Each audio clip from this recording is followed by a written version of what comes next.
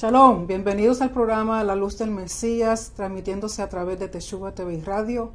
Les habla la doctora Nereida Romero en este precioso día, compartiendo con ustedes, como toda la semana, la Haftara. Así que empecemos. Esta semana la Haftara es doble. Esta semana consiste en la Haftara titulada Matot y Masei. Matot significa tribus y Masei significa jornadas. Así que estaremos estudiando dos esta semana en vez de usualmente una en singular. Y eso tiene una razón y les voy a explicar según sigamos hablando. Así que para empezar, la Haftara Matot Masei se encuentra en el libro del profeta Jeremías, comenzando en el capítulo 1, verso 1, al capítulo 2, verso 28, y luego continúa en el capítulo 4, verso 1 al 2 en la tradición sefardita, o en el capítulo 3, verso 4, conforme a la tradición ashkenazi. Pero ustedes saben que yo prefiero hacer la tradición sefardita, ya que ese es nuestro origen. Y complementa la parashá de esta semana, que se encuentra en el libro de Números, capítulo 30, verso 1, o verso 2, si usted está haciendo uso de un Tanakh, y concluye con el capítulo 36, verso 13. Así que tenemos la Haftara Matot Masei. Y esta Haftara, las dos, son del libro del profeta Jeremías. Y antes de comenzar a leer la Haftara, quiero que vayamos a tener a ver un trasfondo con respecto al profeta Jeremías, aunque otras veces ya hemos hablado de él, pero quizá para algunos de ustedes será como un repaso. Jeremías en el hebreo es Yirmeyahu. Yirmeyahu significa exaltado es Yahweh o el asignado de Yahweh. Y sabemos que Jeremías profetiza al reino del sur, que en este caso consiste de las tribus de Judá y Benjamín, hasta la deportación a Babilonia. Está profetizando Jeremías. Y comienza lo que se llama el ciclo de Haftarot de aflicción, que son tres lecturas, y luego son seguidas por las Haftarot de consolación, que consiste de 7. El 17 de Tamuz fue el 23 de julio. Recuerden que Tamuz es uno de los nombres de los meses en el calendario hebreo. Y desde el 17 de Tamuz al 9 de Av son cuando se leen estas Haftarot en especial. Y así que desde el 23 de julio hasta el 14 de agosto se van a estar leyendo estas Haftarot. Y el 9 de Av, que para nosotros será el 14 de agosto, conmemora la destrucción de ambos templos. Ambos templos fueron destruidos el 9 de Av. ¿Y por qué comenzamos con el 17 de Tamuz hasta el 9 de Av? Porque el 17 de Tamuz, conforme a la historia, es el día que marca la primera brecha al muro de Jerusalén. Y es conocido en el hebreo como Bein HaMetzarim. Bein HaMetzarim, que significa entre brechas. Y también se le conoce como las 3 semanas de aflicción. ¿Por qué? Porque son profecías que tratan con avisos del castigo divino, de lo que va a suceder. Por lo tanto, las Haftarot que vamos a estar leyendo son las primeras 2 de la serie o el ciclo que tienen que ver con aflicción.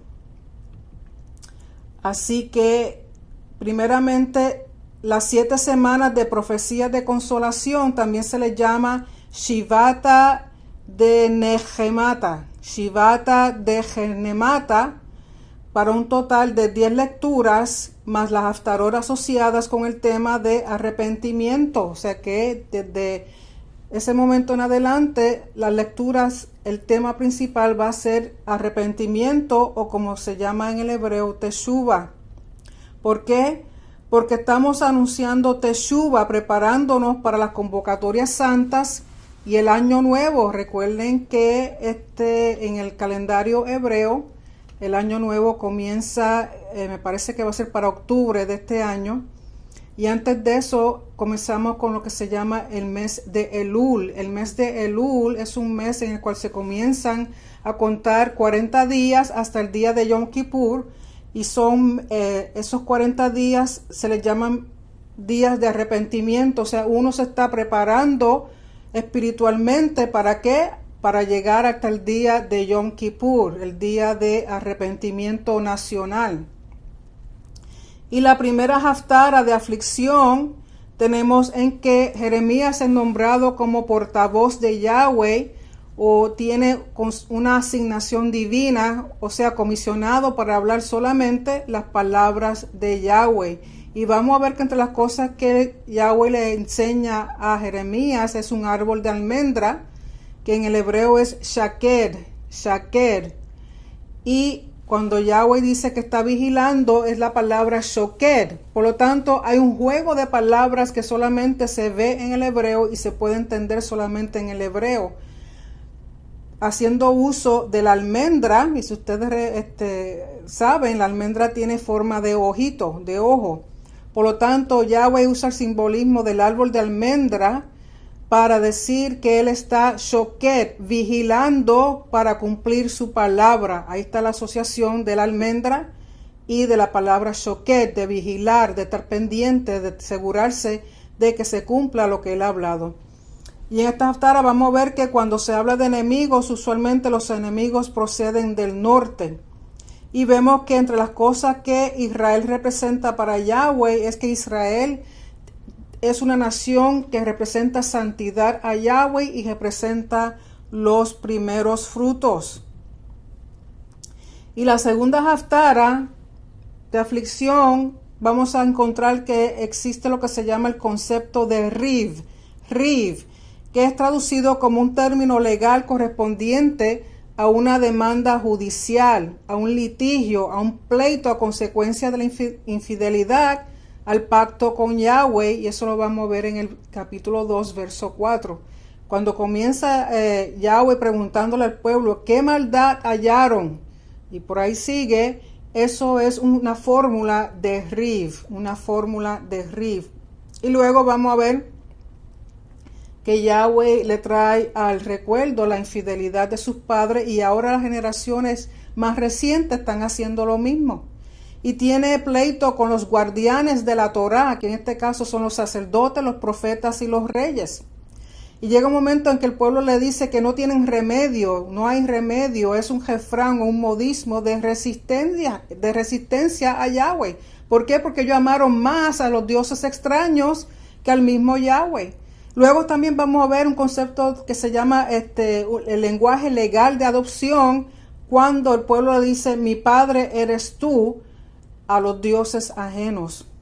Y luego vamos a encontrar una fórmula de juramento, cuando ellos dicen, Yahweh les habla y dice, y jurarás y jurares, implicando que entonces ellos van a cometerse a Elohim y verlo y considerarlo como su Elohim nacional, como el Dios nacional, porque si hacen así, entonces van a recibir bendición, que en este caso consiste de verdad, juicio y justicia para ellos y para las demás naciones, un tema que también vemos en el libro de Oseas y en el libro de Génesis.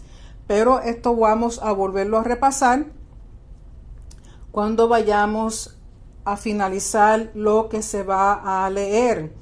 Así que vaya conmigo, por favor, al libro de Jeremías, capítulo 1, verso 1, y comencemos a leer. Dice, las palabras de Jeremías, hijo de Hilcías, de los sacerdotes que estuvieron en Anatot, en tierra de Benjamín. La palabra de Yahweh que fue a él en los días de Josías, hijo de Amón, rey de Judá, en el año 13º de su reinado. Fue asimismo en días de Joacim, hijo de Josías, rey de Judá, hasta el fin del año 11 de Sedequías, hijo de Josías, rey de Judá, hasta la cautividad de Jerusalén en el mes quinto. O sea que Jeremías está haciendo un recuento del tiempo que él estuvo profetizando, que incluyeron estos reyes de Judá hasta el momento en que Judá fue llevada cautiva a Babilonia. Y en el verso 4 dice, fue pues la palabra de Yahweh a mí diciendo, antes que te formase en el vientre, te conocí, y antes que salieses de la matriz te santifiqué, te di por profeta a las gentes. O sea que aquí Yahweh está haciendo una asignación divina, o sea, procede de parte de un Dios, o en este caso de Yahweh mismo, a Jeremías. O sea, esto le da legalidad a lo que Jeremías va a hacer. Por lo tanto, ya era un concepto conocido en el Medio Oriente, de que usualmente los profetas, los reyes, eran asignados o designados por los dioses. Pero sabemos que solamente hay un solo Dios, que es nuestro Elohim, nuestro Yahweh. Y le dice a Jeremías que desde que él estaba en el vientre, lo conoce y había sido escogido. En el verso 6 dice, y yo dije, ay, Señor Yahweh, he aquí no sé hablar porque soy niño. Y díjome Yahweh, no digas soy niño, porque a todo lo que te enviare, irás tú y dirás todo lo que te mandaré. O sea que Jeremías se considera no adecuado para ir a llevar las palabras de Yahweh al pueblo, porque se encuentra muy joven, muy niño. Y Yahweh le dice que no. Recuerden que otras de las personas, usualmente las personas cuando Yahweh los llama, tienen resistencia, porque siempre nos consideramos menos apropiados, nos consideramos inadecuados para ejercer la voluntad de Yahweh, no tan solo la voluntad de Yahweh, sino hablar en el nombre de Yahweh. Es una responsabilidad enorme, grandísima, cuando Yahweh nos llama a hacer su deseo, a hacer su voluntad, a enseñar o a proclamar su palabra, lo que sea con respecto a Él. Es una responsabilidad enorme, enorme. Por lo tanto, aquí Jeremías se encuentra inadecuado, pero Yahweh le da consuelo, le da una seguridad de que no se preocupe, porque él tiene que hablar lo que él le diga que hable. Y en el verso 8 le dice, no temas delante de ellos, porque contigo soy para librarte, dice Yahweh. Usted le está dando aliento, no temas, yo voy a estar contigo, yo no te voy a dejar solo. Y en el verso 9 dice, y extendió Yahweh su mano y tocó sobre mi boca. Y me dijo Yahweh, he aquí he puesto mis palabras en tu boca.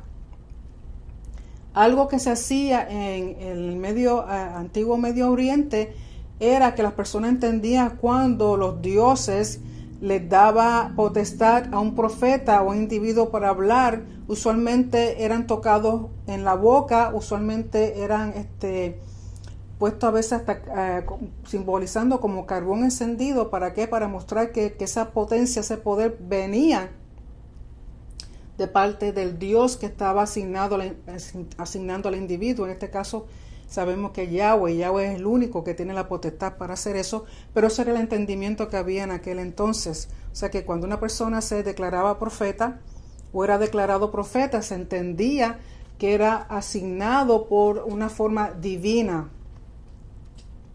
Y en el verso 10 dice, mira que te he puesto en este día sobre gentes y sobre reinos, para arrancar y para destruir, para arruinar y para derribar, para edificar y para plantar. Toda la responsabilidad que Yahweh le está dando a Jeremías con respecto a lo que él va a hacer, no solamente con sus palabras, sino con sus acciones. O sea, le está dando su autoridad Yahweh al hacerlo profeta, al poner en él sus palabras, le está dando la autoridad misma de Yahweh para poder hacer estas cosas. Lógico, es por medio del poder del Espíritu Santo, el poder de Yahweh, no es fuerza de Jeremías. Y dice en el verso 11, y la palabra de Yahweh fue a mí diciendo, ¿qué ves tú, Jeremías? Y dije yo, veo una vara de almendro. Recuerden que almendro es shaked, shaked. Entonces en el verso 12 dice, me dijo Yahweh, bien has visto, porque yo apresuro shakad, shakad, la palabra shakad o shoked, la palabra shakad o shoked, parecida a la palabra que es la palabra para almendra. ¿Por qué? Porque él dice, yo apresuro mi palabra para ponerla por obra. Por lo tanto, Yahweh está haciendo el uso, la comparación de un árbol de almendra para mostrarle el simbolismo de, así como la palabra shaked, que es para almendra, y la palabra shakad o shoked, que es para vigilar, para apresurar, son parecidas en el hebreo porque está haciendo el juego de palabras. O sea que la almendra representa lo que él está haciendo con respecto a su palabra, que la está apresurando, la está vigilando para que se lleve a cabo. Por eso, si ustedes recuerdan, la rama el bastón de Aarón reverdeció, dio flores, o sea, y lo que dio fue almendras, floreció a las florecitas del árbol de almendra. ¿Por qué? Porque había puesto en Aarón la autoridad y la potestad para representar a Yahweh como sumo sacerdote, era a quien él le había escogido, y la almendra tiene que ver con asegurarse Yahweh de que su palabra se lleva a cabo y se lleva a cabo en una forma apresurada, rápidamente. Y dice en el verso 13, y fue a mí palabra de Yahweh segunda vez diciendo, ¿qué ves tú? Y dije, yo veo una olla que hierve y su faz está de la parte del aquilón o parte del norte. Aquilón en ese caso significa norte. Y le dice Yahweh. Entonces me dijo Yahweh, del aquilón o del norte se soltará el mal sobre todos los moradores de la tierra. Recuerden, como le estaba diciendo al principio, de que usualmente el enemigo viene del norte, del norte. Y cuando dice sobre todos los moradores de la tierra, es a la tierra de Israel. No es todas las naciones, sino específicamente está hablando aquí de la tierra de Israel. En este caso, del reino de Judá, reino del sur. Y en el verso 15 dice, porque he aquí que yo convoco a todas las familias de los reinos del norte, dice Yahweh, y vendrán y pondrá cada uno su asiento a la entrada de las puertas de Jerusalén y junto a todos sus muros en derredor y en todas las ciudades de Judá. Y todas las ciudades de Judá. Y a causa de toda su malicia, proferiré mis juicios contra los que me dejaron, e incensaron a dioses extraños y a hechuras de sus manos se encorvaron. O sea que Yahweh le está dando la razón por qué viene el enemigo del norte hacia el reino de Judá. ¿Por qué? Porque estaban encendiendo incienso a dioses ajenos, estaban cometiendo infidelidad con Yahweh en el sentido de que esto era romper el pacto con él, porque estaban adorando y dándose a dioses extraños. En el verso 17 dice, tú pues ciñe tus lomos y te levantarás y les hablarás todo lo que te mandaré. No temas delante de ellos, porque no te haga yo quebrantar delante de ellos. O sea, en otras palabras, él está diciendo, habla, no temas lo que vaya a hablar con ellos, porque si no lo haces, entonces yo te voy a dejar a ti quedar en vergüenza delante de ellos. Y en el verso 18 dice, porque he aquí que yo te he puesto en este día como ciudad fortalecida y como columna de hierro, como muro de bronce sobre toda la tierra, a los reyes de Judá, a sus príncipes y a sus sacerdotes y al pueblo de la tierra. En otras palabras, le está diciendo a Jeremías que te he puesto de una forma tan y tan fuerte en contra de todos ellos, y ellos no van a poder en contra de ti. Porque no olvides que yo estoy contigo.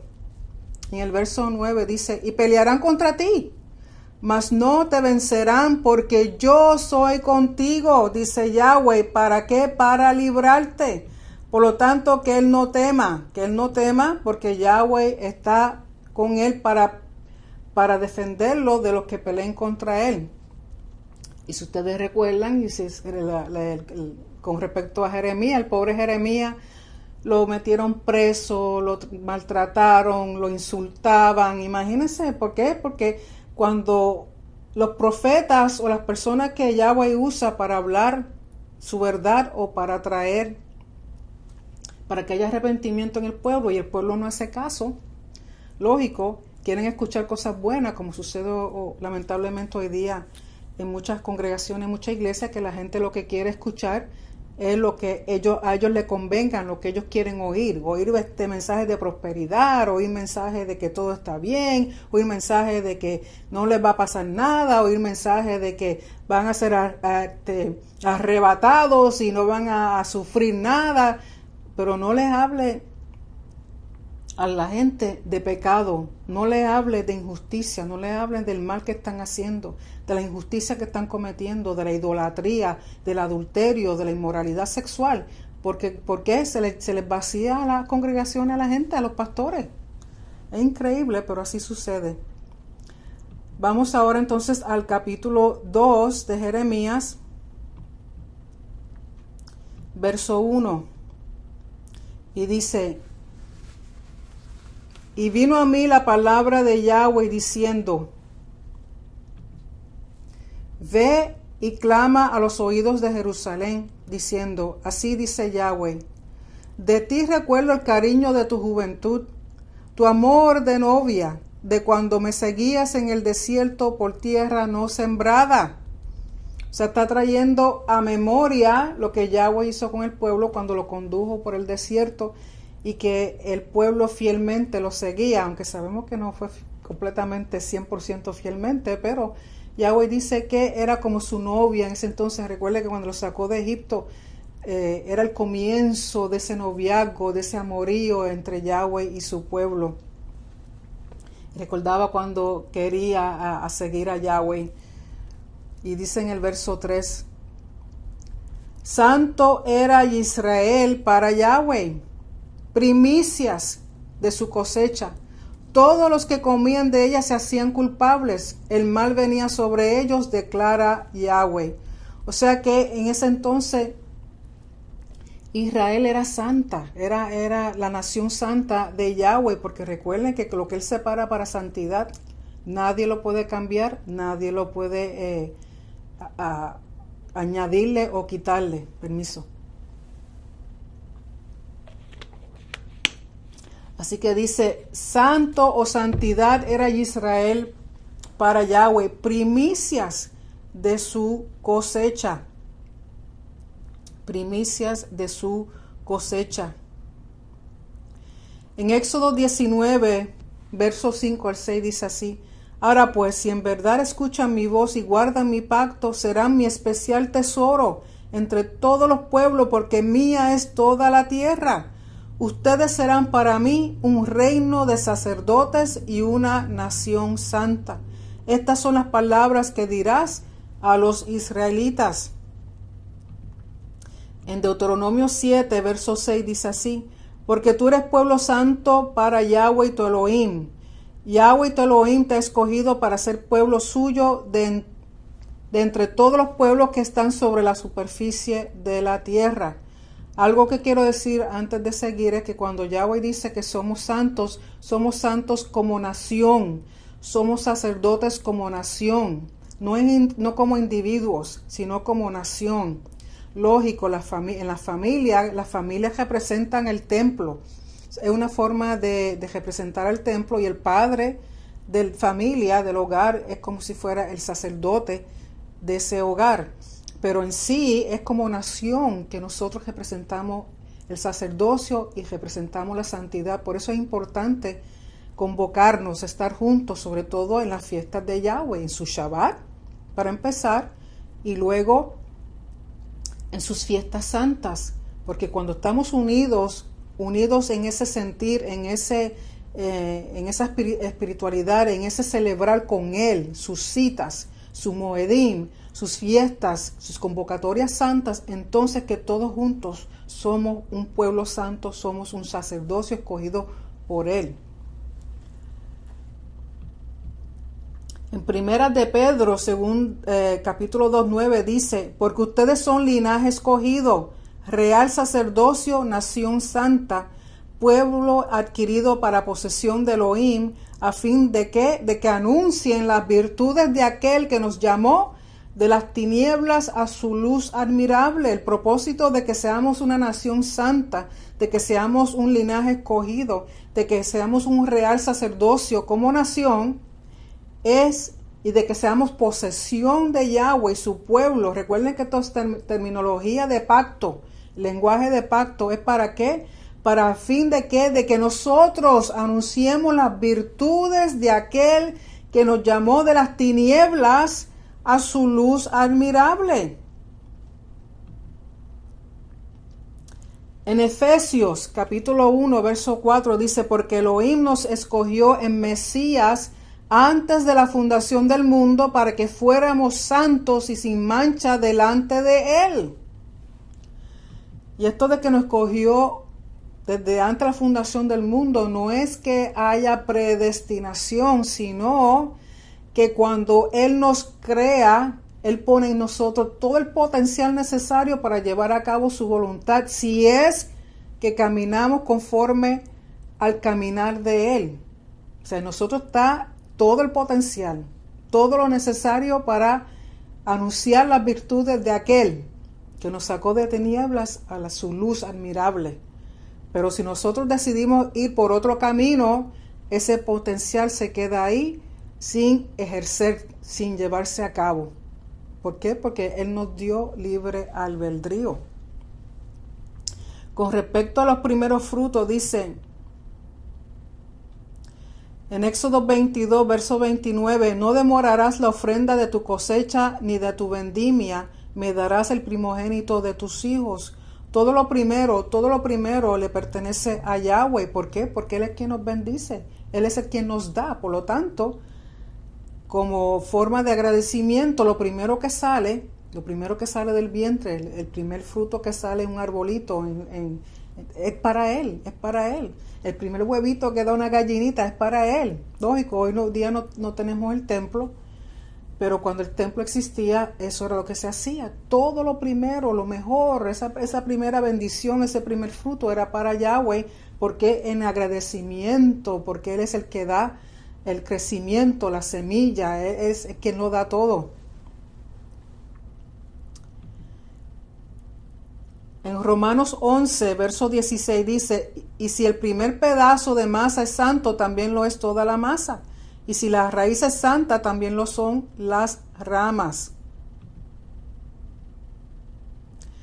Así que sigamos con Jeremías. Vamos al verso número 4 del capítulo 2. Dice: oigan la palabra de Yahweh, casa de Jacob, y todas las familias de la casa de Israel.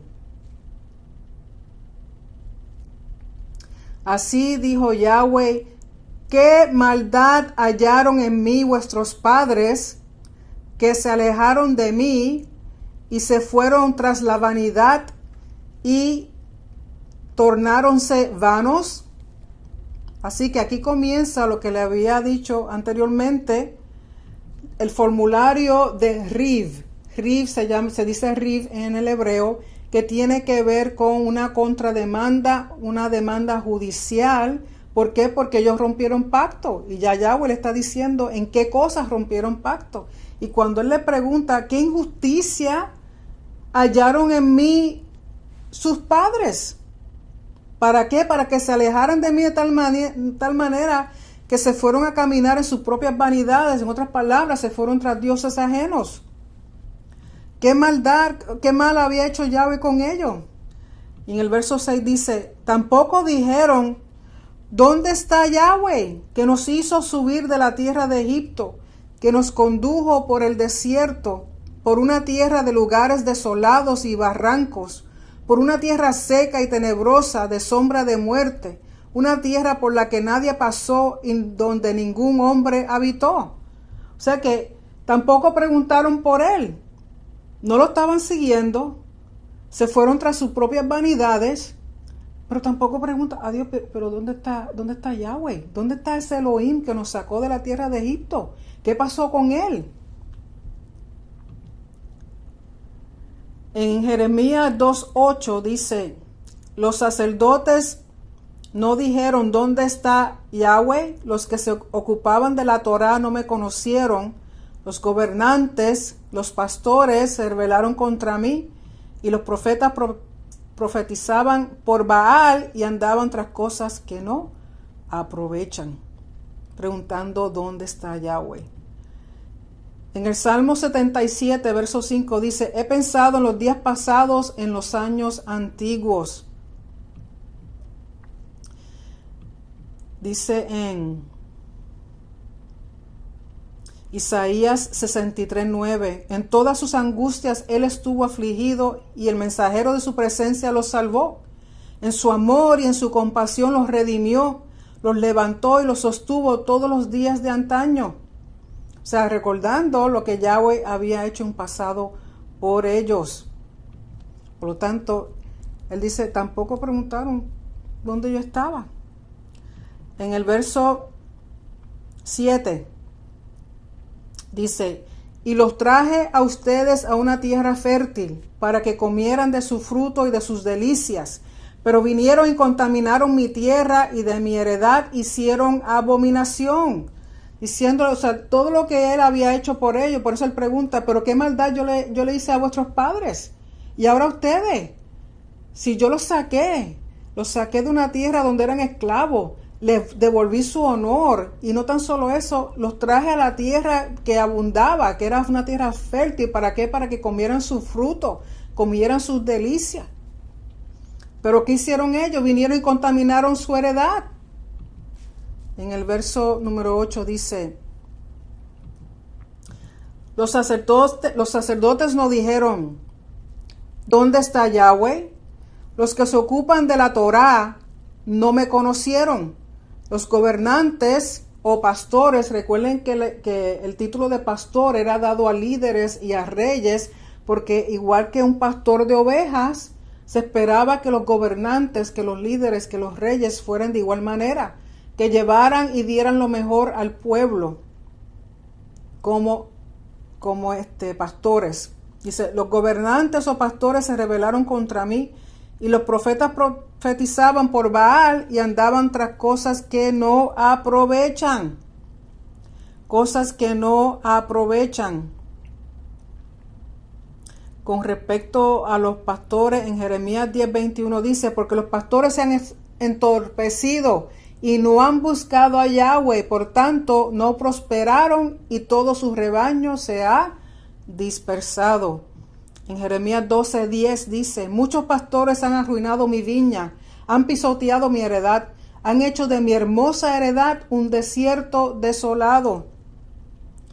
En Jeremías 23, verso 1 al 2 dice, ay de los pastores que destruyen y dispersan las ovejas de mis prados, declara Yahweh. Por tanto, así dice Yahweh, Elohim de Israel, acerca a los pastores que apacientan a mi pueblo. Ustedes han dispersado mis ovejas y las han ahuyentado, y no se han ocupado de ellas. Por eso yo me encargaré de ustedes por la maldad de sus obras, declara Yahweh. Así que la responsabilidad de líderes, no tan solo líderes religiosos, sino líderes civiles, el maltrato de un pueblo, el maltrato del pueblo de las ovejas de Yahweh conlleva a un castigo enorme, enorme. Entonces también habla de los profetas porque se fueron aquí a profetizar por medio de Baal, un dios falso. Dice en Jeremías 23:13, además entre los profetas de Samaria he visto algo ofensivo. Profetizan en nombre de Baal y extraviaban a mi pueblo Israel. Por lo tanto, Yahweh no estaba a gusto con lo que estaba sucediendo en medio de Israel. En el verso 9 del capítulo 2 de Jeremías dice, por tanto, aún lidiaré con ustedes, declara Yahweh, también con los hijos de sus hijos lidiaré. O sea que aquí está hablando del Riv, de la demanda de la demanda judicial en contra de ellos por romper pacto, no solamente ellos, sus padres, sus hijos y aún sus hijos después de ellos. Dice Yahweh que él va a lidiar con ellos, a litigar con ellos. ¿Por qué? Porque al romper pacto, que es un documento legal, un documento donde hubo juramento tanto de parte de Yahweh como del pueblo, al romper un pacto, que es el documento legal, él tiene el derecho legal de un RIF o de una contrademanda o de un litigio o de ir en contra de ellos. Legalmente tiene todo el derecho, todo el derecho. En el verso 10 dice, pasen pues a las islas de Kitim y vean, envíen gente a quedar y observen atentamente y vean si ha habido cosas semejantes. En el verso 11 dice, ¿ha cambiado alguna nación sus dioses? Aunque esos no son dioses, pues mi pueblo ha cambiado su gloria por lo que no aprovecha. Yahweh le pregunta, ¿quién ha visto eso en otra nación? Que cambien sus dioses. Al contrario, hay naciones que añaden y añaden y añaden dioses. Pero él dice, pero no los cambian, o sea, no los dejan de adorar, no los dejan de servirle, no le dejan de hacer las cosas que supuestamente esos dioses le piden. Pero él dice, pero a mí, mi pueblo, ha cambiado su gloria, o sea, su honor, por lo que no aprovecha. Con respecto a eso, en el Salmo 115, verso 4 dice, los ídolos de ellos son plata y oro, obra de manos de hombre.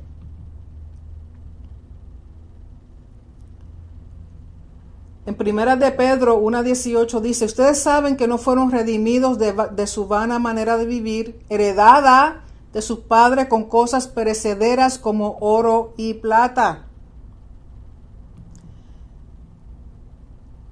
En Primera de Corintios 8:4 dice, por tanto, en cuanto a comer de lo sacrificado a los ídolos, sabemos que un ídolo no es nada, no tiene verdadera existencia en el mundo y que no hay sino un solo Elohim. Recuerden, ese es Pablo hablando. En cuanto al cambio de su gloria, dice en Salmo 3:3, pero tú, oh Yahweh, eres escudo en derredor mío, mi gloria y el que levanta mi cabeza. En Salmo 106:20 dice, cambiaron su gloria, su honor, por la imagen de un buey que come hierba. Capacidad. En Romanos 1:23 dice, y cambiaron la gloria, el honor del Elohim incorruptible por una imagen en forma de hombre corruptible, de aves, de cuadrúpedos y de reptiles. Digo, no es para menos que nuestro Señor se haya enojado tanto con su pueblo y con nosotros, porque esto sigue aún todavía. ¿Cuántos sitios aún adoran imágenes? ¿Cuántos sitios aún adoran estatuas, cosas que no tienen vida, que no oyen, que no ven, que no sienten, que no hablan? Se las arrodillan delante de esas cosas, los besan, los visten, los cambian, los lavan, los limpian. Y no son dioses, no es nuestro Elohim, porque no hay ninguno otro como nuestro Elohim, Rey de reyes y Señor de señores, que tiene ojos para ver, que escucha, que atiende, que responde, que está vivo sobre todas las cosas, que está vivo, no muere nunca, sus promesas nunca dejan de ser, su pacto, su palabra, su Mesías, su Yeshua, nada de eso nunca deja de ser, que nos tiene preparado un lugar especial para estar con Él siempre, eternamente. ¿Cómo es posible que todavía sigamos atendiendo a cosas vanas? Y no necesariamente tiene que ser una imagen, una estatua. Hay personas que idolatran a su esposo, su esposa, sus hijos, sus carros, sus perros, sus zapatos, su ropa, su profesión, su carrera, su televisor, su iPhone, todas estas cosas, las cosas digitales, electrónicas. Es más, ahora mismo hay una locura que se llama Pokémon, qué sé yo, algo así. La locura, ¿cómo es posible? ¿Cómo están las cosas? ¿Cómo es posible que perdamos tiempo con cosas que no alimentan nuestra alma, nuestro espíritu, nuestra mente, nuestro corazón a favor del reino de Elohim? ¿Cómo es posible? Anyway. En el verso 12 del capítulo 2 de Jeremías dice: espántense, oh cielos, por esto, y también queden en extremo desolados, declara Yahweh. Habla a los cielos. Recuerden que los cielos y la tierra eran utilizados como testigos cuando se hacía un juramento. Por lo tanto, le dice que los cielos se espanten por esta locura que está haciendo mi pueblo y queden extremadamente desolados, dice Yahweh. En el verso 13 dice: porque dos males ha hecho mi pueblo, me han abandonado a mí, fuente de aguas vivas, y han cavado para sí cisternas, pero cisternas agrietadas que no retienen agua. Recuerden, Yahweh se está utilizando como ejemplo, como un símbolo, que Él es como una fuente, pero una fuente que tiene aguas vivas, aguas de vida. Sin embargo, Él dice, pero ¿qué han hecho ¿qué ha hecho el pueblo? ¿Qué ha hecho hacerse unas cisternas o cavar unas cisternas que están agrietadas, que no aguantan el agua, que se les pierde?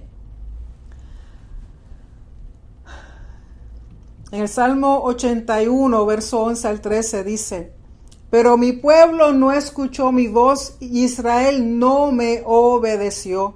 Por eso los entregué a la dureza de su corazón, para que anduvieran en sus propias intrigas.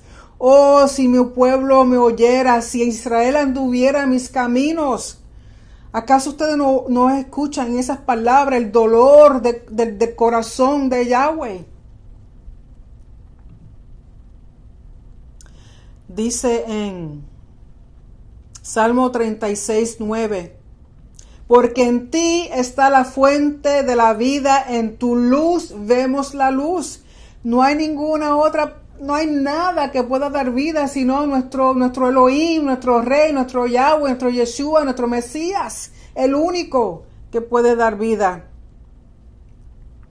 En el Salmo 115, verso 4 al 8 dice: los ídolos de ellos son plata y oro, obra de manos de hombre. Tienen boca y no hablan, tienen ojos y no ven, tienen oídos y no oyen, tienen nariz y no huelen, tienen manos y no tocan, tienen pies y no caminan, no emiten sonido alguno con su garganta. Se volverán como ellos los que los hacen, y todos los que en ellos confían. En el Salmo 46, verso 3 al 4 dice: no confíen ustedes en príncipes, ni en hijo de hombre, en quien no hay salvación, en quien no hay Yeshua. Su espíritu exhala, él vuelve a la tierra, en ese mismo día perecen sus pensamientos. Te pregunto yo a ti ahora en este momento, ¿en quién está tu confianza? ¿Quién es tu vida? ¿Quién es tu vida? ¿Quién es el que te da aguas frescas todos los días? ¿Quién es el que refresca tu alma? ¿Quién es el que refresca tu corazón? ¿Quién es el que te provee unción fresca y nueva todos los Shabbat?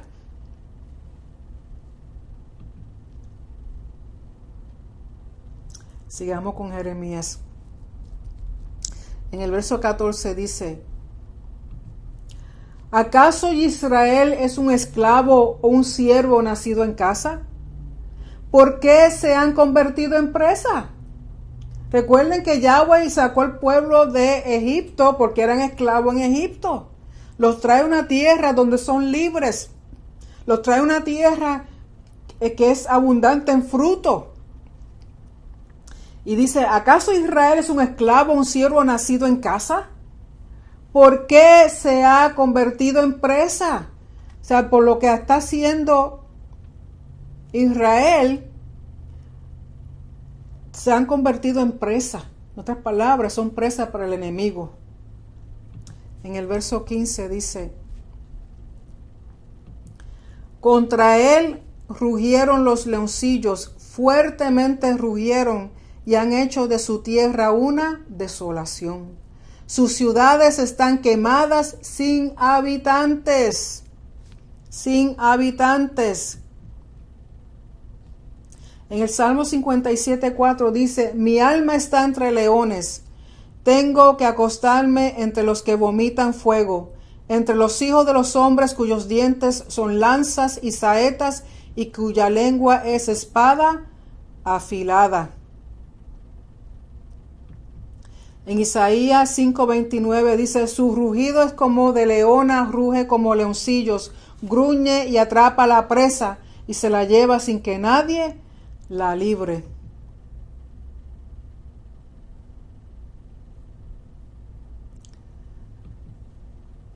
En Isaías 1:7 dice, la tierra de ustedes está desolada, sus ciudades quemadas por el fuego, su suelo lo devoran los extraños delante de ustedes.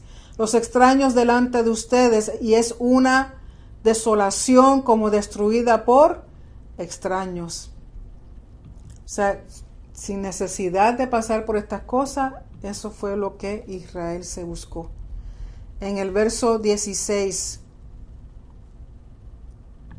dice, incluso los hombres de Memphis y de Tafnes te han afeitado la coronilla. En otra versión dice, te quebrantaron la mollera o la coronilla. En otras palabras, le han causado vergüenza. Y estos hombres de Memphis y Tafnis, tengo entendido que son pueblos referentes a Egipto. Verso 17 dice, ¿no te ha sucedido esto por haber dejado a Yahweh tu Elohim cuando Él te guiaba por el camino? Otras palabras, esto te sucede ¿por qué? Por alejarte de Yahweh, por alejarte de tu Elohim, por alejarte del que te sacó a tierra abundante. En el Salmo 77:20 dice, como rebaño guiaste a tu pueblo por mano de Moisés y de Aarón. En el Salmo 78, 53, 54 dice, los guió con seguridad, de modo que no temieron, pero el mal se tragó a sus enemigos. Los trajo pues a su tierra santa, a esta tierra montañosa que su diestra había adquirido. En el Salmo 107:7 dice, y los guió por camino recto, para que fueran a una ciudad habitada. El Salmo 136, verso 16 dice, al que condujo a su pueblo por el desierto, porque para siempre es su misericordia. En Isaías 63, 11 al 14 dice, entonces su pueblo se acordó de los días antiguos de Moisés. ¿Dónde está el que los sacó del mar con los pastores de su rebaño? ¿Dónde está el que puso su Santo Espíritu en medio de ellos? El que hizo que su glorioso brazo fuera a la derecha de Moisés, el que dividió las aguas delante de ellos para hacer su nombre eterno, el que los condujo por los abismos, como un caballo en el desierto no tropezaron, como a ganado que desciende al valle, el Espíritu de Yahweh les dio descanso. Así guiaste a tu pueblo para hacerte ¿qué? Un nombre glorioso. ¿Y cómo le pagan? Cometiendo idolatría, arrodillándose a pedazos de madera, de plata, de oro. Verso 18 de Jeremías 2 dice, y ahora, ¿qué haces en el camino a Egipto para beber las aguas del Nilo? ¿O qué haces en el camino a Asiria para beber las aguas del Eufrates? Otra palabra, dos ríos sucios, cuando Él les tiene, dice que Él es la fuente de aguas vivas, prefieren ir a tomar agua del Nilo, agua de tierra del enemigo. En el Eufrates igual, porque toda esa área también había enemigos, que viene siendo parte de Mesopotamia, después de donde vino Abraham. Dice, ¿qué hace? Y también que hace camino a Siria. Recuerden que ya el pueblo de Israel, o sea, las 10 tribus separadas de Judá y de Benjamín, ya habían sido tomadas, fueron tomadas primero por Asiria, antes que el reino del sur a Babilonia. Por lo tanto, ellos, el reino del sur en un momento trató de hacer pacto con Asiria. Entonces le dice, ¿pero qué ustedes hacen? O sea, trataron de hacer pacto con Egipto y con Asiria, sus enemigos. En el verso 19 dice, te castigará tu propia maldad y tus apostasías te condenarán.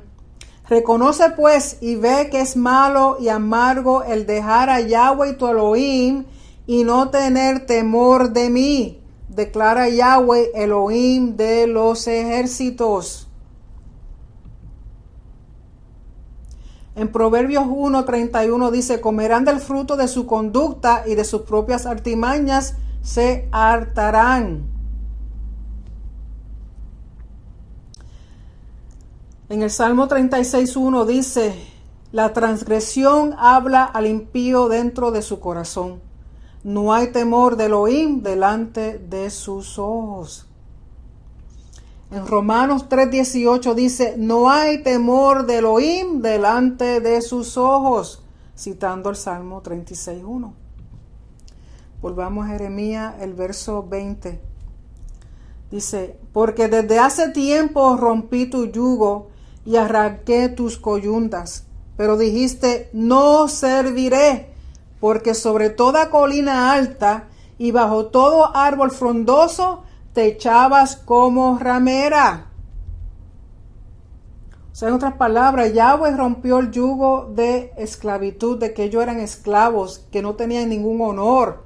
Sin embargo, Israel viene y le dice, no te serviremos. En otras palabras, es una forma de resistencia, es un decir, es como un dicho en lo que le está diciendo, que van a resistir hasta lo último, no te vamos a servir. Porque preferían irse a las colinas a adorar dioses paganos, dioses ajenos, a echarse con ellos como si fueran una ramera. Y en el verso 21 dice, pero yo te planté como vid escogida, toda ella de semilla genuina. ¿Cómo pues te has convertido delante de mí en un sarmiento degenerado de una vid extraña? En otras palabras, siembra semilla buena, pura, limpia, y lo que da es un sarmiento degenerado, una cosa extraña que él no se esperaba. En el verso 22 dice, aunque te laves con lejía y uses mucho jabón, la mancha de tu iniquidad está delante de mí, declara Yahweh Elohim. En el Salmo 90, verso 8 dice, has puesto nuestras iniquidades delante de ti, nuestros pecados secretos a la luz de tu presencia. Y en el Salmo 130, verso 3 dice, Yahweh, si tú tuvieras en cuenta las iniquidades, ¿quién, oh Yahweh, podría permanecer?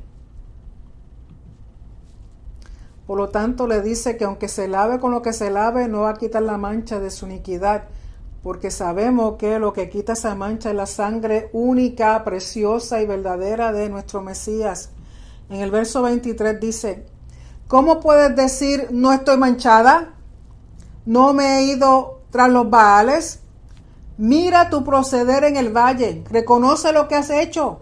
Eres una camella joven y liviana que enreda a sus pasos. O sea, niega su mancha, niega que está cometiendo idolatría. Niega, entonces la compara a Israel como una camella joven y liviana que enreda a sus pasos.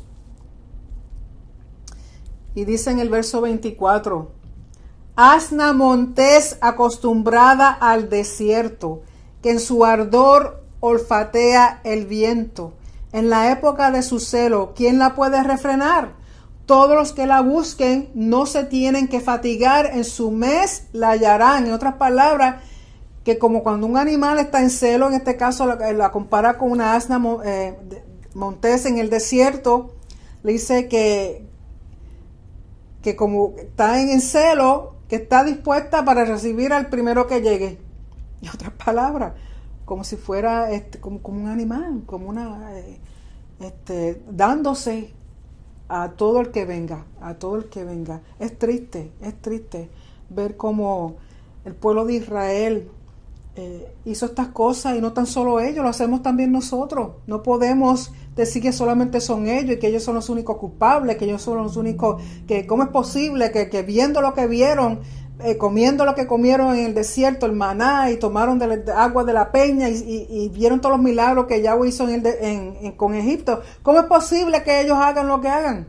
Miren, nosotros estamos en situación más delicada y peor. ¿Por qué? Porque nosotros conocemos a Yeshua. Ellos no conocieron a Yeshua. Ellos no vieron la promesa cumplida. Si nosotros la hemos visto. Nosotros tenemos menos excusas que ellos. Mucho menos excusas que ellos. Porque tenemos el Espíritu Santo. Tenemos la sangre preciosa de Yeshua, que nos limpia todo pecado, que Él nos mostró el camino al Padre por medio de su sacrificio. Nosotros tenemos mucho más responsabilidad que ellos. Es más, nosotros si le damos la espalda a Yahweh, conociendo lo que conocemos, sobre todo ahora que Él nos ha permitido caminar en su Torah, caminar en su Shabbat, caminar en su fiesta, conocemos a Yeshua, tenemos todo el regalo completo. ¿Cómo es posible que lo neguemos? ¿O cómo es posible que nos vayamos tras dioses paganos, tras dioses falsos? Porque recuerden que Dios falso puede ser cualquier cosa que tome el primer lugar en nuestras vidas antes que Yeshua, antes que nuestro Yahweh. Y yo sé que aún de aquellos que profesan decir conocer a Yeshua, hay quienes están caminando en cosas que no deben. Hay personas dentro de las congregaciones, dentro del pueblo que confiesa ser seguidores de Yeshua y de la Torah, haciendo cosas que yo no, es más, ni puedo hablar, me quedo gaga, no puedo.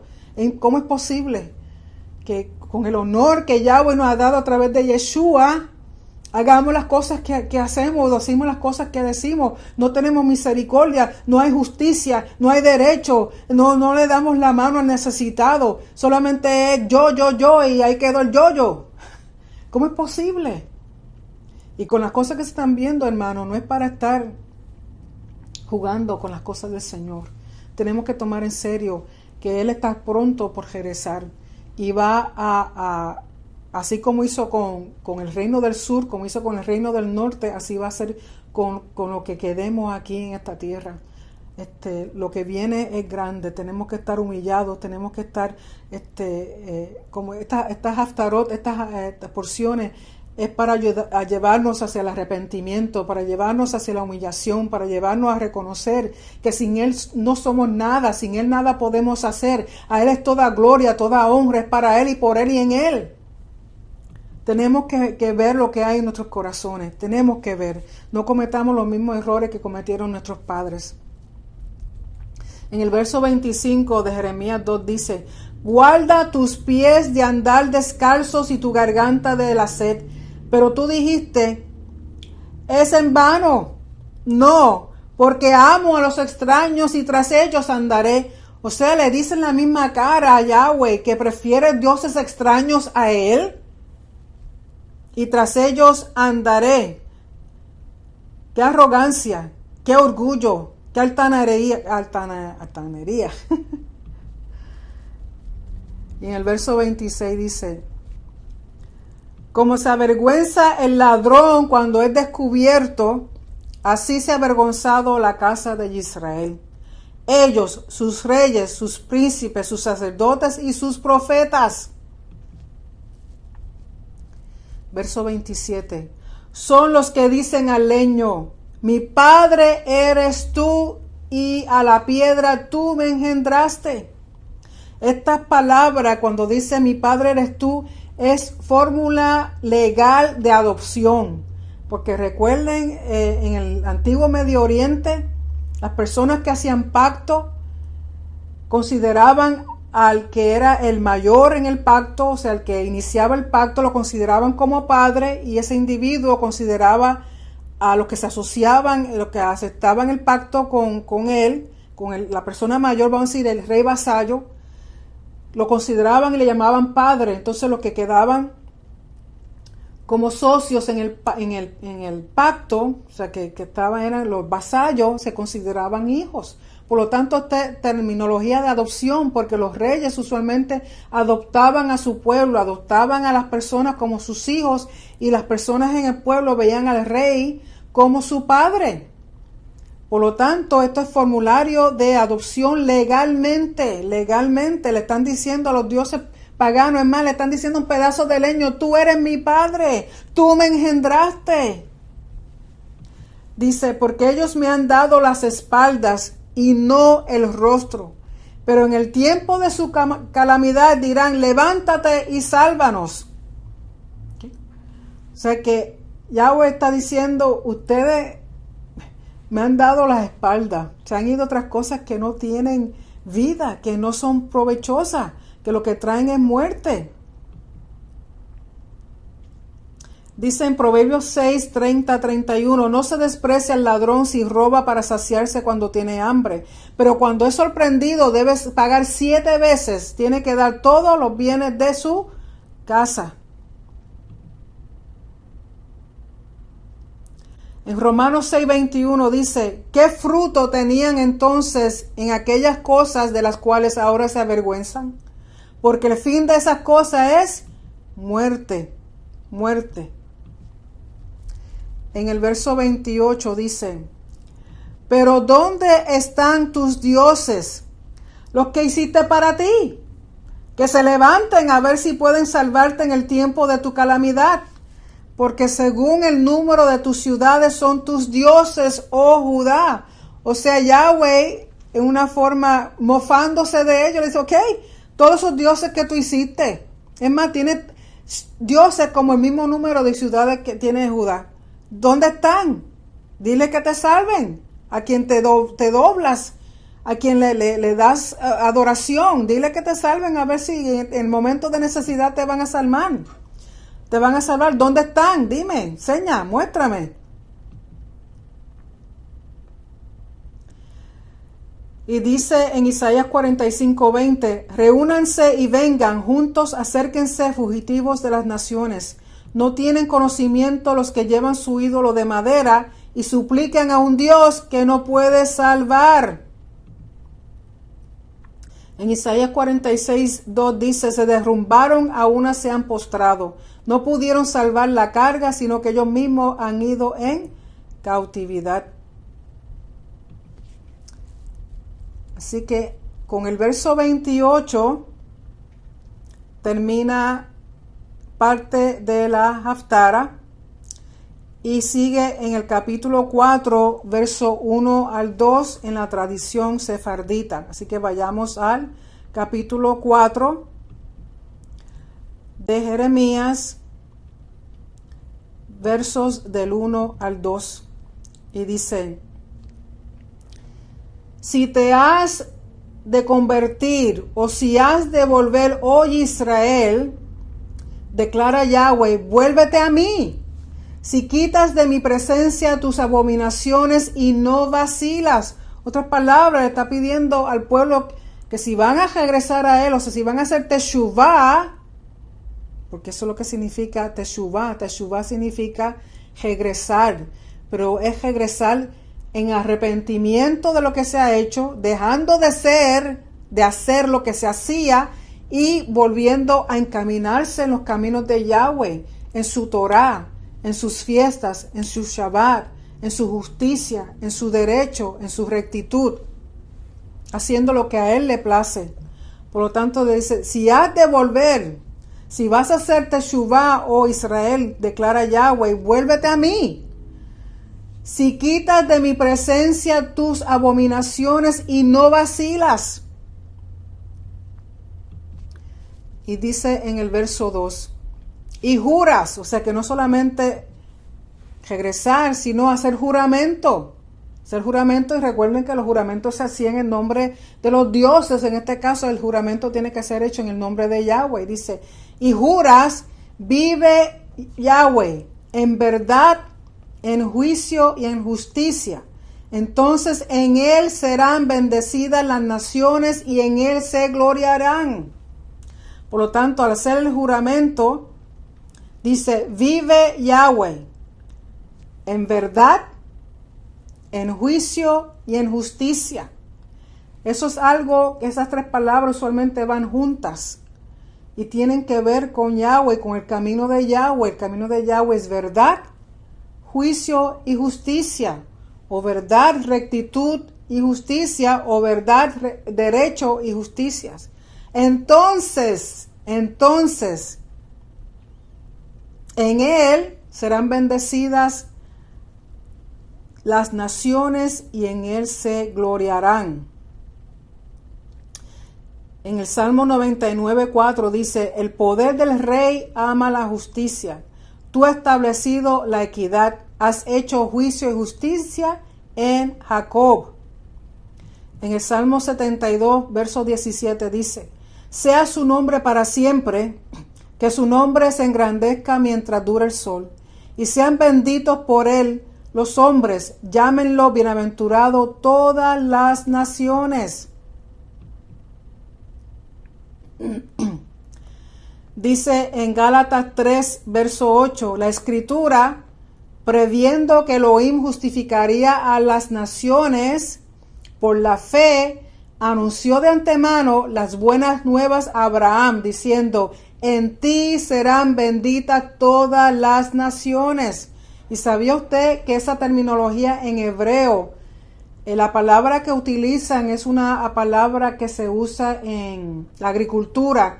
Y lo que da a entender es que en ti serán injertadas todas las naciones. Como habla Pablo de que somos injertados en el árbol del olivo. Y dice en Jeremías 9:24, pero si alguien se gloría, gloríese en esto, de que me entiende y me conoce, pues yo soy Yahweh, que hago misericordia, derecho y justicia en la tierra, porque en estas cosas me complazco, declara Yahweh. En Isaías 45:25 dice, en Yahweh será justificada y se gloriará toda la descendencia de Israel. En Primera de Corintios, verso 1:31 dice, para que tal como está escrito, el que se gloría, que se gloríe en el Señor, en Yahweh.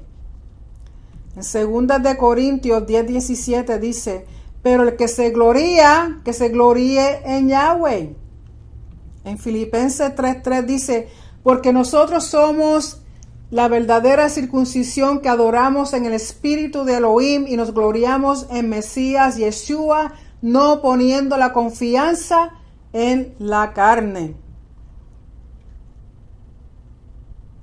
Así que con esos versos 1 y 2 del capítulo 4 de Jeremías, termina la segunda porción de la Haftara de aflicción. Recuerden que les dije de que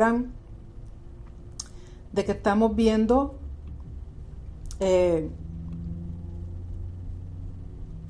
estamos leyendo dos Haftarot, o la Haftara Matot y Masei. Así que quiero ir de nuevo un momentito a lo que estaba hablando primero, de que como estamos próximos a entrar a un nuevo año bíblico en octubre, me parece que cae este año en octubre, pero antes de eso, durante el mes de Elul, que creo que va a ser entonces septiembre, son 40 días en el cual uno se está preparando para arrepentimiento, uno se está preparando para llegar al día de Yom Kippur, y que este ciclo de Haftara, este ciclo tiene que ver con declarando una Haftarot de aflicción, o sea, es diciéndole la aflicción por la cual el pueblo de Israel va a pasar por su idolatría, por el romper pacto con Yahweh, y por lo tanto Yahweh tiene el derecho de formular un riv, una contrademanda judicial, y luego son seguidas por unas Haftarot de consolación. O sea, recuerden que nuestro Padre no nos simplemente nos tira y nos deja ahí pisoteados, sino que siempre conlleva también una palabra de consolación, de esperanza. Y estos ciclos de esta Haftarah comenzaron el 23 de julio, que marcó el 17 de Tamuz, que fue cuando hubo la primera brecha al muro de Jerusalén. Recuerden que cuando el reino del sur fue llevado a Babilonia, fue llevado en etapas. Por lo tanto, la ciudad como tal de Jerusalén no fue destruida hasta unos cuantos años después, cuando entraron y rompieron y destruyeron el templo, destruyeron todo. Así que vamos a tener 7 semanas de profecías de consolación, y el propósito es anunciar temas de Teshuvah, o sea, de preparación para las convocatorias santas y el año nuevo. Como les dije, van a haber 40 días, que usualmente ocurre con los 30 días del mes de Elul, más 10 días hasta llegar a Yom Kippur. Y la primera Haftarah de aflicción es donde habíamos leído que habla del nombramiento de Jeremías como el portavoz de Yahweh, que era una asignación divina y comisionado para hablar solamente las palabras de Yahweh. Y cuando hizo referencia al árbol de almendra, Shaker, es un juego de palabras cuando él dice que él está vigilando, Shoker, para cumplir su palabra, o sea que Yahweh está vigilando para cumplir su palabra. Y habíamos dicho que el norte se refiere a que los enemigos siempre vienen del norte. Y en un momento dado Israel era ¿para qué? Para santidad a Yahweh, era para que fuera los primeros frutos del Señor.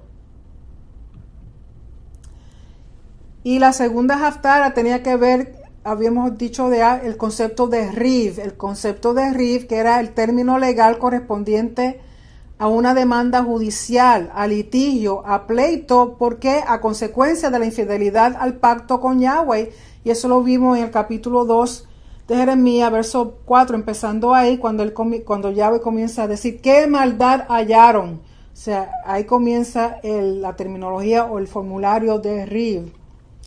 Y en el capítulo 2, versos 5 al 9, menciona de que la infidelidad no solamente de los padres, sino de las generaciones presentes y aún de generaciones futuras. Tiene pleito con los guardianes de la Torá, que en este caso eran los sacerdotes, los profetas, los reyes, que también se le llamaban los pastores. Y él dice que no le conocían, o sea, a pesar de que eran los guardianes, los que sabían enseñar la Torá, la enseñaban, pero no tenían conocimiento de Yahweh, o sea, enseñaban sin tener una relación. Básicamente lo que enseñaban era religión.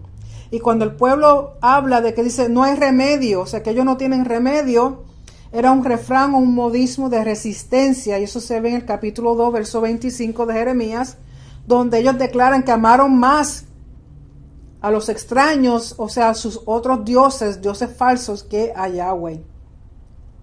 Le había dicho que en el verso 27, el capítulo 2 de Jeremías, cuando ellos le dicen al madero, al leño, mi padre eres tú, es un lenguaje legal de adopción. O sea, legalmente están diciendo algo que lo estaba causando una atadura a ese pedazo de leño, ese pedazo de madera, a ese ídolo. O sea, se estaban legalmente atando. Por eso hay muchas personas que a veces se separan de ciertos sistemas religiosos, pero han hecho juramentos en el cual han ligado su alma, su espíritu a esas cosas. Hay que tener entendimiento de que eso tiene que ser roto. Esas ataduras, porque a veces hay personas que vienen hay personas que vienen al conocimiento de la Torá y de Yeshua, sin embargo, como que no progresan y tienen que hacer una recopilación y recordar si en algún momento hizo juramentos a dioses o a cosas o a brujos, y eso se tiene que romper. Si no lo rompen, quedan esas ataduras espirituales. Así que volviendo a lenguaje legal de adopción, así que cualquier juramento que a veces hemos hecho ignorantemente en nuestro pasado, o haya hecho algo uno, por ejemplo, el que le hayan leído las manos a uno para ver el futuro, o las cartas, o ido a cosas de adivino y cosas así, esos son ataduras espirituales que hay que romperlas, A veces algunas personas le han hecho regalos a uno y son cosas que representan dioses de otros países. O sea, hay que tener un espíritu para percibir que a veces tenemos ídolos en nuestros hogares y no nos hemos dado cuenta. O si surgen cosas que no entendemos por qué, verifique, chequee, revise en su hogar. Hay algo que representa algún ídolo, hay algo que representa alguna religión falsa, y esas cosas producen ataduras que tienen que ser rotas en el nombre de Yeshua y por la sangre preciosa de nuestro Mesías. En la fórmula de juramento, cuando Yeshua le dice, entonces ustedes jurarán, ¿es para qué? Para hacer pacto, un juramento. Recuerden que el juramento se hacía en nombre de Elohim. En este caso Israel tenía que hacer sus juramentos en nombre de Elohim, que implicaba un cometido a Elohim, como que él era su Elohim nacional, su Dios nacional, en vez de todos esos dioses falsos que ellos tenían. Entonces así volverá la bendición al pueblo, bendición de verdad, de misericordia, de juicio, de justicia. ¿Para quién? No solamente para Israel, sino también para todas las demás naciones. Y esto lo vemos en este concepto de misericordia, juicio, justicia y verdad, y de bendición en las otras naciones. Lo vemos también en el libro de Oseas, capítulo 2, verso 19 al 20, y en Génesis 12, verso 2 al 3, cuando Yahweh le está hablando a Abraham de que en él serían benditas todas las naciones. Por lo tanto, con eso terminamos la Haftarot.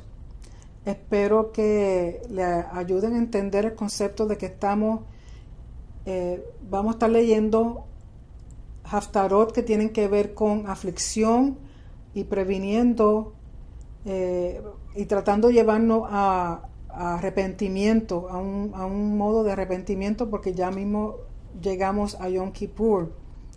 Así que una cosita más que quería aquí, el 14 de agosto viene siendo el 9 de Av.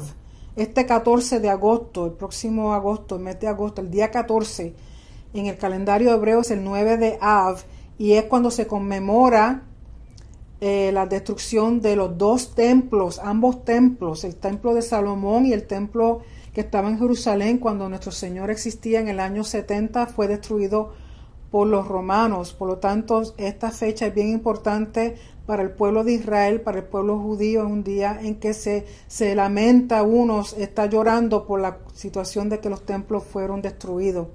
Así que el 14 de agosto será el 9 de Av.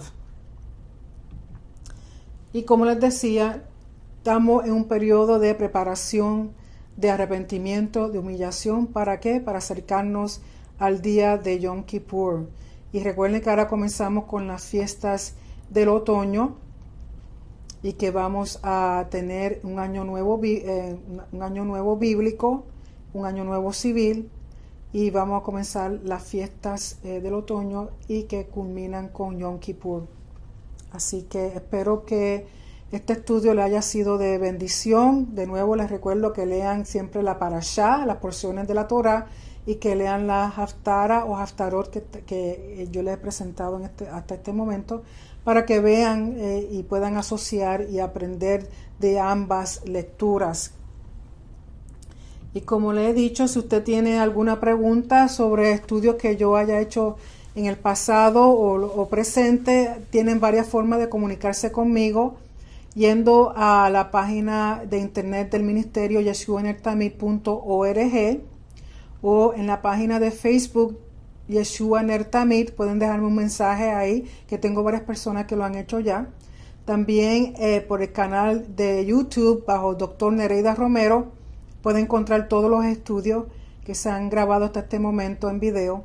Y pueden también enviarme un correo electrónico, si así lo desean, a yeshuanertamid119@yahoo.com. Y por lógico, a través de Teshuvah TV también pueden ver los estudios que he grabado, y no solamente los míos, sino también de los demás maestros. Y les quiero dar de nuevo las gracias por todo su apoyo, por sus comentarios. No olviden de seguir apoyando a Teshuvah TV con sus oraciones, con sus donativos, porque necesitamos tener dinero para poder seguir llevando a cabo los estudios y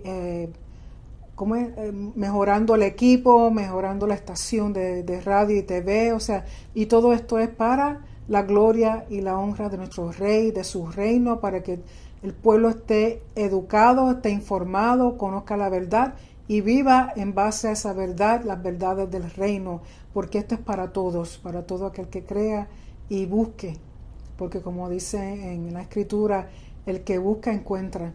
Así que me despido de ustedes. Como siempre, deseo lo mejor, que sean bendecidos, sean guardados en el nombre de Yeshua HaMashiach. Tengan una semana gloriosa. No dejen de reunirse en Shabbat, en la fiesta, porque ahí es donde la santidad de nuestro Rey es que mejor se siente y mejor se promueve. Así que sean bendecidos, los quiero mucho, gracias por toda su atención, gracias por su apoyo a Teshuvah TV, gracias por su apoyo a Yeshua en el Tamid. Y será entonces hasta la próxima semana, si así nuestro Yahweh y nuestro Rey lo permite. Así que me despido de ustedes y que sean bendecidos, los quiero mucho. Shalom.